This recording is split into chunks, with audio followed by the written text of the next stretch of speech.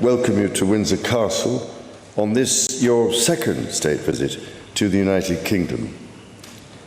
This unique and important occasion reflects the enduring bond between our two great nations, anchored by the deep friendship between our people. This relationship, which, with good reason, we and our predecessors have long called special, has made us safer and stronger through the generations. Our people have fought and died together for the values we hold dear. We have innovated, traded, and created together, fueling our economies and cultures through myriad forms of exchange. We have celebrated together, mourned together, and stood together in the best and worst of times. Mr. President, as we approach the 250th anniversary of the Declaration of Independence next year, it is remarkable to think just how far we have come. I cannot help but wonder what our forebears from 1776 would make of this friendship today. The rebel commander and pioneering First President George Washington famously vowed never to set foot on British soil. And my 5 times great-grandfather, King George III, for his part, did not spare his words when he spoke of the revolutionary leaders. Today, however, we celebrate a relationship between our two countries that surely neither Washington nor King George III could possibly have imagined. The ocean may still divide us, but in so many other ways, we are now the closest of kin. Mr. President, you have spoken of your pride in your British roots. In fact, not only have you set foot on British soil twice in the last 2 months alone, but I understand that British soil makes for rather splendid golf courses. Now, for my part, I have always admired the ingenuity of the American people and the principles of freedom which your great democracy has represented since its inception. Throughout my life, from the very first visit to the United States in 1970, and over 20 visits since that time, I have cherished the close ties between the British and American peoples.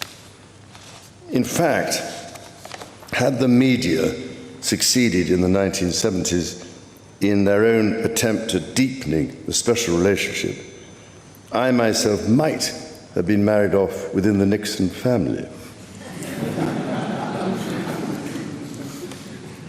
Mr. President, from York to New York, from Birmingham, England to Birmingham, Alabama, we are united by a common language and shared heritage.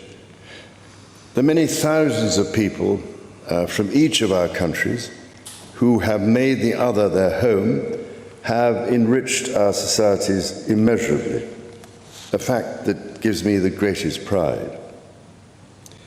Our cultural connections, too, continue to flourish, with our actors, musicians, writers, and television presenters prospering in the hearts of transatlantic audiences. Today, our alliance spans every field of endeavor and shows vast potential for growth.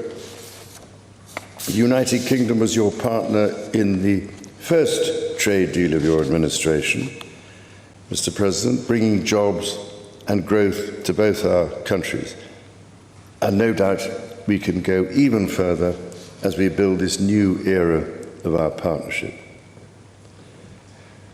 Our two nations have an exceptional legacy of shared discovery. Together we laid the foundations of nuclear science, mapped the human genome, and built the internet. upon which all contemporary commerce, communication and defence is based.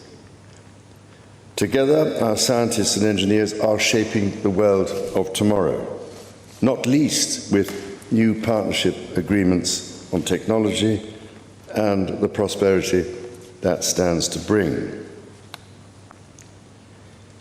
Our countries have the closest defence, security and intelligence relationship ever known. In 2 world wars, we fought together to defeat the forces of tyranny. Today, as tyranny once again threatens Europe, we and our allies stand together in support of Ukraine to deter aggression and secure peace. And our AUKUS submarine partnership with Australia sets the benchmark for innovative and vital collaboration. The successes of the British Redcoats and of George Washington's Continental Army today stand shoulder to shoulder, brothers and sisters in arms, protecting the freedoms we both cherish. Our countries are working together in support of crucial diplomatic efforts, not least of which, Mr. President, is your own personal commitment to finding solutions to some of the world's most intractable conflicts in order to secure peace. In striving for a better world, we also have a precious opportunity to safeguard and to restore the wonders and beauty of nature for the generations who follow us. We share the ambition and determination to preserve our majestic lands and waters, above all, to ensure that we have clean water, clean air, and clean food.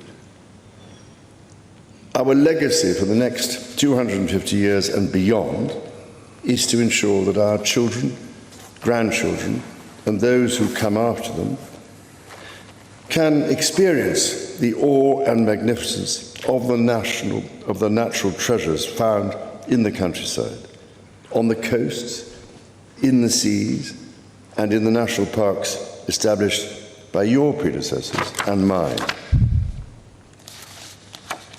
Mr. President, Mrs. Trump, the bond between our two nations is indeed a remarkable one. Forged in the fire of conflict, it has been fortified through our shared endeavours and burnished by the deep affection between our people. Tested time and again, it has borne the weight of our common purpose and raised our ambition for a better world. So, in renewing our bond tonight, we do so with unshakable trust in our friendship and in our shared commitment to independence and liberty. Therefore, as we celebrate this unparalleled partnership, allow me to propose a toast to President Trump and the First Lady, and to the health, prosperity and happiness of the people of the United States of America. Hello, I'm Bev Turner. Now, it can feel like the money in our bank accounts at the moment does not keep up with the cost of living, and maybe there's a solution. I'm here today with the CEO of TallyMoney, Cameron Parry. Cameron, what is TallyMoney? Well, Bev, with TallyMoney, you get a current account and a debit card, but instead of pounds, you use milligrams of gold as your everyday money. So why gold? Gold traditionally is a great store of value. It has, on average, gone up at over 11% per annum for the last 25 years against the pound. It's tripled in value in the last decade. And in the last 2 years alone, it's increased by 50% against the pound. Banks' savings products just can't compete with that level of growth. But this isn't just about gold. This is about a currency that you guys have created at TallyMoney. Explain it to me as though I'm an idiot. So, look, people need to be able to hold their earnings and build their savings in a money that retains its value and remains in their legal control and remains theirs to access, away from government control. Great. You had me at not exposed to government control. You should feel safe and happy with your money. You should have peace of mind. The more money you see in your bank balance, and that's the type of thing we're trying to deliver, and give people choice in the type of money they get to use every day. Brilliant. Thank you so much, Cameron. Thank you.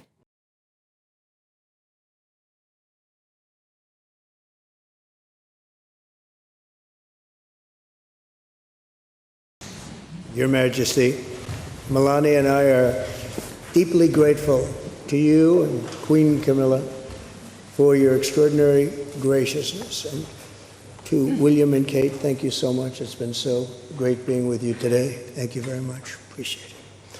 It's a singular privilege to be the first American president welcomed here. And if you think about it, it's a lot of presidents, and this was the second state visit, and that's the first, and maybe that's going to be the last time. I hope it is, actually. But this is truly one of the highest honors of my life. Such respect for you and such respect for your country. For many decades, His Majesty the King has epitomized the fortitude, nobility, and the spirit of the British monarchy and the British people. He's dedicated himself to preserving the glory and unique character of this kingdom, restoring life to the rivers and streams, supporting the works of its artists and composers, planting trees and gardens in its countryside. And I just visited one of the most beautiful I've ever seen that you just completed, and protecting the architectural integrity of cities, villages, and towns. He has uplifted the poor, cared for rural farmers, and tended to wounded veterans like nobody else. I'll tell you that I just stood in line and shook about 150 hands, and the king knew every single person and every single company, and some of them had bad names like XYZ-Q3, and he knew every one of them, or at least I think he did, because nobody was complaining. I was very impressed with that. But I just want to say that His Majesty has also raised a remarkable son in His Royal Highness Prince of Wales. Really amazing. We've gotten to know you, and I think you're going to have an unbelievable success in the future. Melania and I are delighted to visit again with Prince William and to see Her Royal Highness Princess Catherine, so radiant and so healthy, so beautiful. It's really a great honor. Thank you. Many years ago, His Majesty opened his archives to a biographer. Among the documents was a letter from 1993 in which he described the patriotism and guided his many projects. He wrote that he was, quote, entirely motivated by a desperate desire to put the great back into Great Britain. In the finest tradition of British sovereigns, he has given his whole heart, everything he's got, to those parts of Britain that are beyond the realm of mere legislation. It's not easy, but which define its essence and its virtue, its harmony, and its soul. It's an amazing calling, and there's nobody that's answered that calling like you have. A fifth of all of humanity speaks, writes, thinks, and prays in the language born on these isles and perfected in the pages of Shakespeare and Dickens and Tolkien, Lewis, Orwell, and Kipling. Incredible people, unbelievable people like we have rarely seen before, probably won't see again. The lion-hearted people of this kingdom defeated Napoleon, unleashed the Industrial Revolution, destroyed slavery, and defended civilization in the darkest days of fascism and communism. The British gave the world the Magna Carta, the modern parliament, and Francis Bacon's scientific method.